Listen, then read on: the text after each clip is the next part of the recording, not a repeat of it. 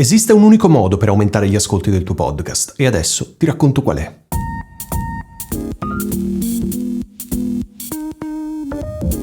Nel marketing esiste la Unique Selling Proposition, detta anche USP, che è la caratteristica unica o il beneficio percepito di un prodotto o di un servizio che lo rende differente e unico rispetto agli altri prodotti o servizi presenti sul mercato. È proprio questo motivo che spinge gli acquirenti ad acquistare quel prodotto anche se ha un prezzo più alto rispetto agli altri. Ti confido un segreto, il prezzo non è mai un problema, a meno che il potenziale acquirente non debba scegliere tra prodotti o servizi del tutto simili. Veniamo al podcast. Perché ti sto parlando di Unique Selling Proposition, che è un concetto di marketing? A te, tutto sommato, che te ne frega? Anche nel podcast esiste qualcosa di simile. Certo, tu non vendi prodotti o servizi, ma il tuo obiettivo è quello di aumentare gli ascolti del tuo show. Possiamo quindi parlare di Unique Listening Proposition. La chiave per aumentare i tuoi ascolti è quella di evidenziare in modo chiaro e preciso la tua Unique Listening Proposition. In questo modo gli ascoltatori saranno spinti ad ascoltare il tuo podcast. Ogni podcast infatti dovrebbe essere differente rispetto agli altri show, almeno nella propria categoria. Ok, ma come faccio? Starai pensando.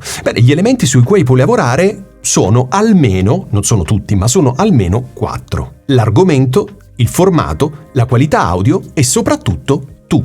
Ricorda sempre che con una ULP definita e comunicata correttamente ai tuoi potenziali ascoltatori non dovrai temere la concorrenza, perché almeno nella tua categoria il tuo show sarà diverso rispetto a quello degli altri e quindi avrai di fatto fornito una motivazione forte per scegliere di ascoltare il tuo podcast. A questo punto dovrebbe essere chiaro che se vuoi ottenere più ascolti non devi comprare l'ultimo microfono o quello più figo.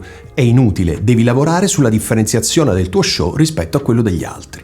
E tu che pensavi che per far podcast bastasse parlare in un microfono?